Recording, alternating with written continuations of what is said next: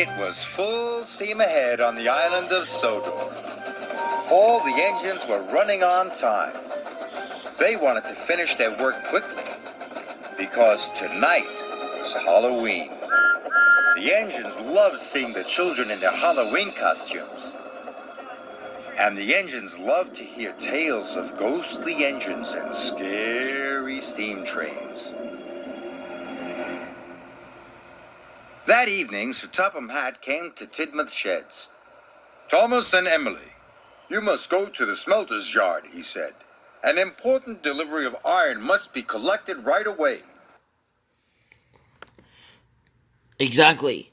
But don't make it very scrapped. Exactly, but it seems to be a very important job to the smelter's yard. "Yes, sir," they puffed. Yeah, we will. Of course, we'll have to do it. Percy thought the smelter's yard was spooky. He was worried about his friends. "Look out for ghosts," he whistled nervously. "It is Halloween." Of course, it is very scary. "There's no such thing as ghosts," Thomas said cheerfully. I know, exactly. There aren't any ghosts. But, the ghosts are not real. Yeah, because we've been trying from the mansion last year on Halloween. "It's just silly make-believe," added Emily. I know. Ghosts are not scary. Yeah, we know that ghosts are not scary and it's not real. And they steamed off to the smelter's yard. The sun was setting, and it was getting dark. "Imagine being scared of Halloween," puffed Thomas. "Or the smelter's yard," sniffed Emily. "Pow," added Thomas.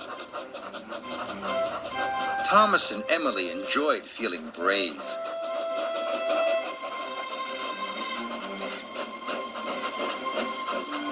But when they got to the smelter's yard, it was very spooky. "Oh my," whispered Emily. "Oh dear," hissed Thomas. They puffed slowly through the piles of jagged steel and twisted scrap. The air grew hotter and the smoke grew thicker. Harry and Bert were lurking nearby. The two Diesels saw the chance to scare a couple of steamies. Alright, we gotta get ready for them. I know. I guess so. Shh, here they come. When Thomas and Emily rolled by, they moaned and groaned. It sounded spooky. "What was that?" snapped Emily. Yeah, I heard something. What is that? I'm not sure. "You said there was no such thing as ghosts." "Silly make-believe, you said," gasped Thomas. I know. It seems scary at Smelter's yard. Suddenly a freight car began to shudder and shake. "Cinders and ashes!" cried Thomas. "Help!" wailed Emily. "It's a ghost! Let's get away from here!" They didn't know Harry and Bert had been bumping the flatbed's buffers. The two naughty Diesels were having great fun. They'll have to scare them to death. I know. I guess so. Of course we have.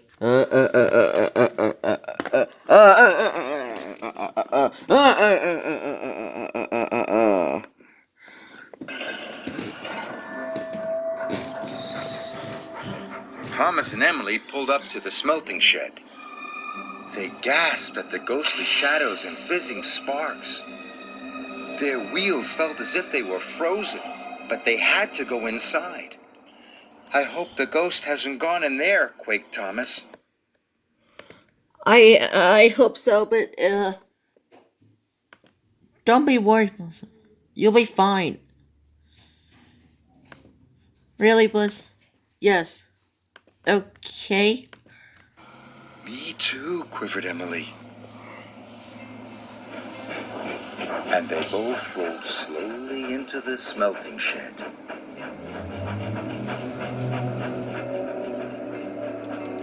Inside, chains clanked and strange shadows danced across the walls.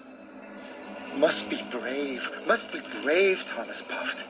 But it was spooky. Emily was turning around, ready to shun some freight cars. Suddenly, a great whoosh of sparks lit up the shed. Bust my buffers, cried Emily. What is that? I don't know. I firstly just feel something. Emily was scared. She didn't notice the huge white tarp. It fell, covering her from funnel to footplate. The ghost! It's got me! She steamed away as fast as her pistons could pump. Thomas thought Emily was the ghost, and he raced out of the smelting shed.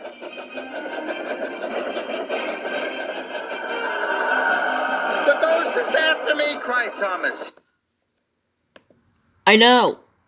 We know about this. I know. It's after us. Harry and Bert thought Emily was the ghost too, and they raced away. Thomas was right behind them, and Emily was right behind Thomas.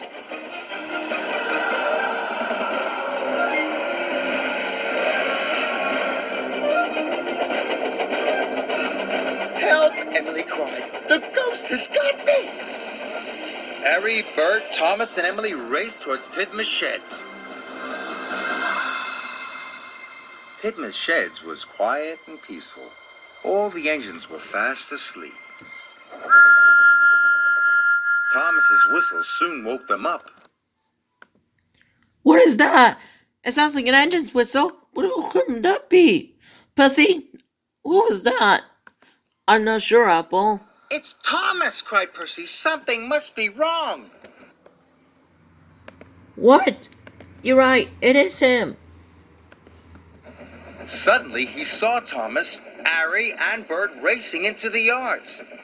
Stop! He cried. Harry, Bert, and Thomas applied their brakes. They stopped just in time. The ghost is after us, whistled Thomas. Percy was scared. But just then, Emily raced under a signal and the tarp flew off.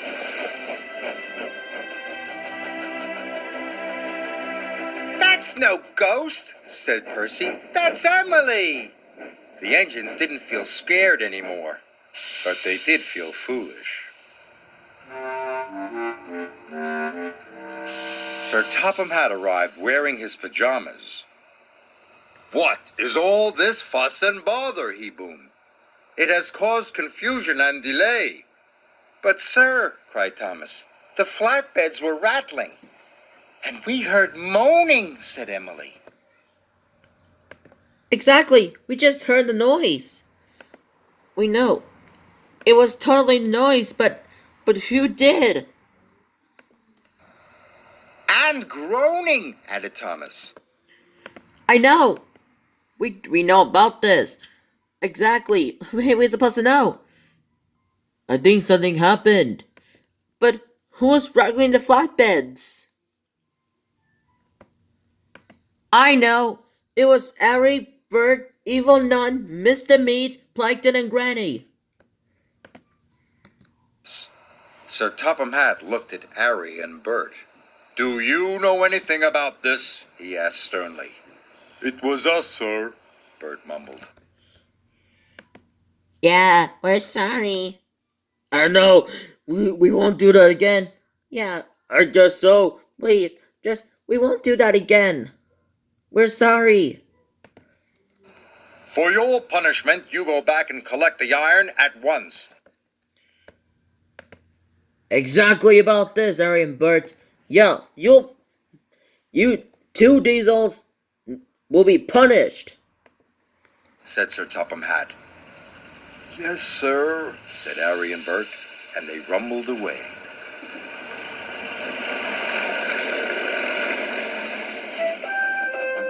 Whenever Thomas and Emily went back to the smelter's yard, they knew there was nothing to be scared of. After all, there is no such thing as ghosts. It was all silly make-believe.